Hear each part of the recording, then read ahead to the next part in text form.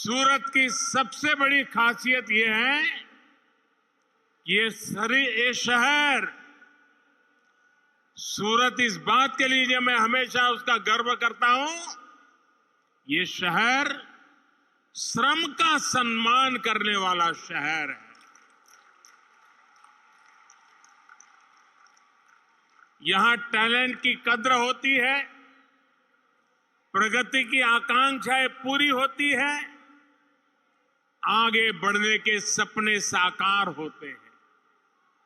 और सबसे बड़ी बात, जो विकास की दौड़ में पीछे छूट जाता है, ये शहर उसे ज्यादा मौका देता है, उसका हाथ थामकर आगे ले जाने का प्रयास करता है।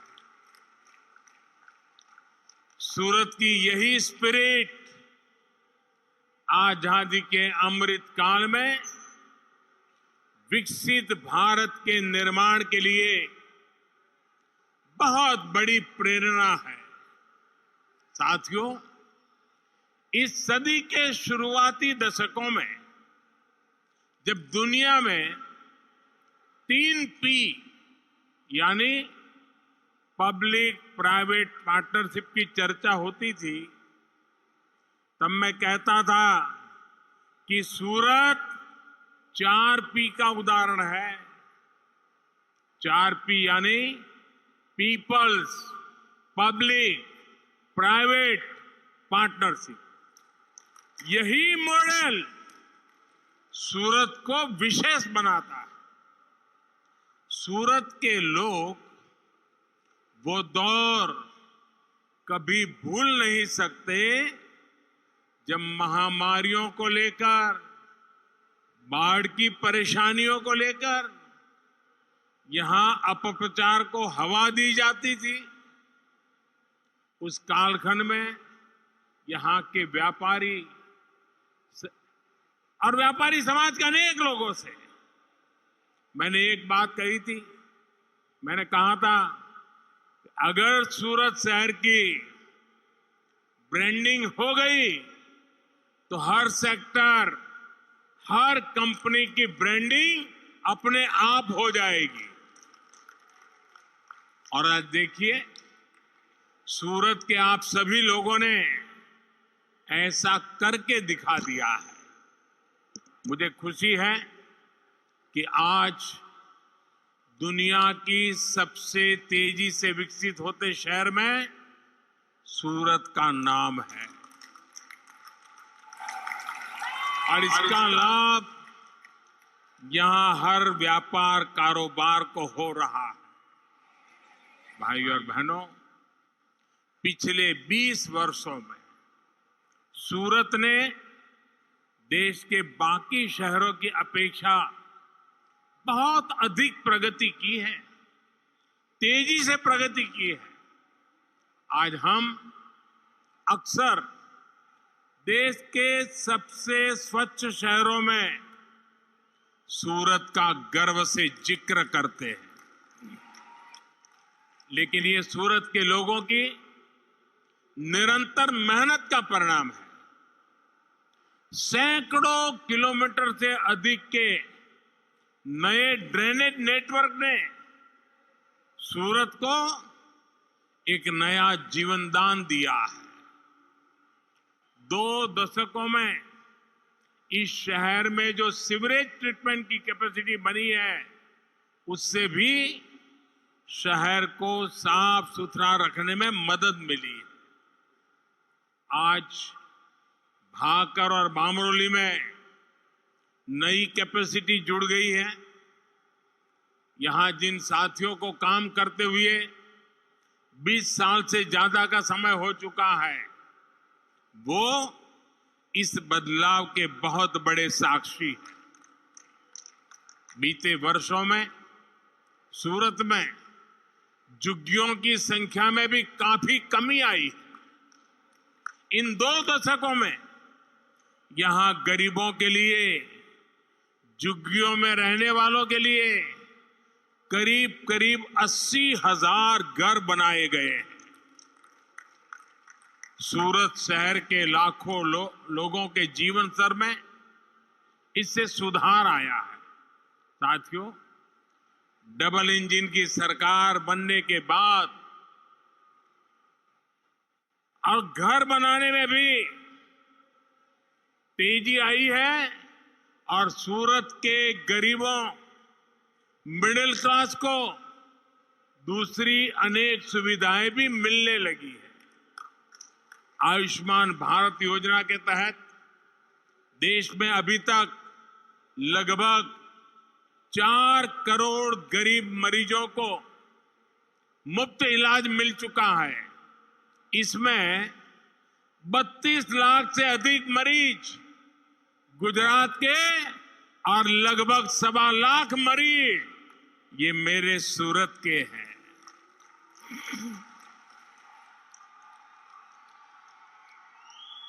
वहीं पीएम स्वनिधि योजना के तहत रेहड़ी, पटरी, ठेले पर काम करने वाले देश के लगभग 35 लाख साथियों को अभी तक बैंकों से बिना गारंटी का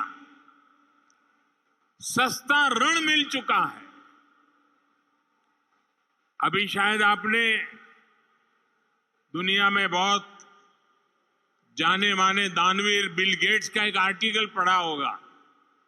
उसमें उन्होंने इस बात का जिक्र किया है, एक लेख लिखा है, उसमें इन 7 चीजों का उल्लेख किया है उन्होंने। साथियों, इसमें गुजरात के 2.5 लाख से ज्यादा लोगों को और सूरत के करीब 40,000 साथियों को इसकी मदद मिली। साथियों, सूरत शहर के पश्चिमी हिस्से रांदेर, अड़ायण, पाल, हजीरा, पालनपुर, जहांगीरपुरा और दूसरे क्षेत्रों में आज जितनी चहल पहल दिखती है वो 20 साल के अखंड एकनिष्ठ परिश्रम का परिणाम है। शहर के अलग अलग हिस्सों में तापी पर आज दर्जन भर से ज्यादा पुल है जो शहर को भी जोड़ रहे हैं और सूरत वासियों को समृद्धि से भी जोड़ रहे हैं। इस स्तर की इंटरसिटी कनेक्टिविटी बहुत कम देखने को मिलती है। सूरत सही मायने में सेतुओं का शहर है जो मानवीयता, राष्ट्रीयता और समृद्धि की खाइयों को पाट करके जोड़ने का काम करता है।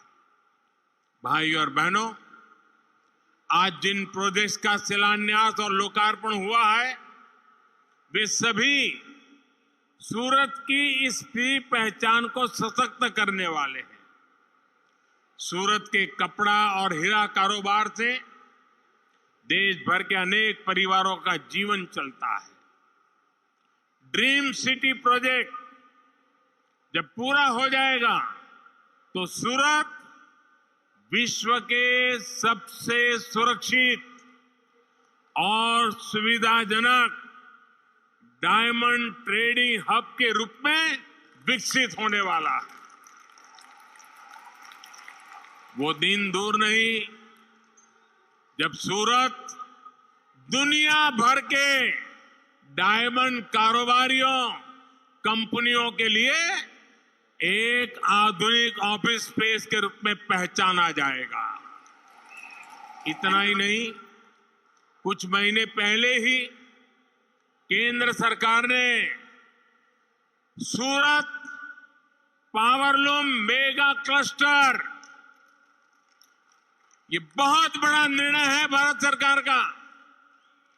पावरलूम मेगा क्लस्टर उसकी स्वीकृति दे दी है और इससे सायन हो, ओलपाड़ हो, इन क्षेत्रों में पावरलूम वालों को जो समस्याएं आती थी वो समस्याएं कम होगी।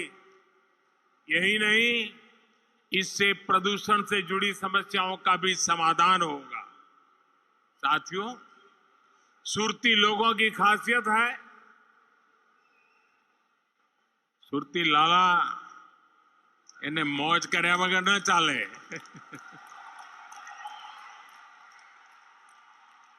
અને બહારથી આવનારો માણસ પણ જોતામાં સુરતી લાલાના રગે રગાઈ જાય। અને હું તો કાશીનો એમપી છું, એટલે લોકો રોજ મને સંભળાવે સુરતનું જમણ, કાશીનું મરણ। અને સાંજ પડી નથી कि ताप्ती नदी ने आसपास इन इलाकों में घूमकर ठंडी हवा का लुत्फ उठाना और कुछ खा पी करके ही घर लौटना। इसलिए ताप्ती के किनारों सहित सूरत को और आधुनिक बनाने के प्रयासों को आगे बढ़ाने के लिए भूपेंद्र भाई और सीआर पाटिल और कॉरपोरेशन से जुड़े लोग, यहां के विधायक, इन सबको मैं बधाई देता हूं आपके इन प्रयासों के लिए। बायोडायवर्सिटी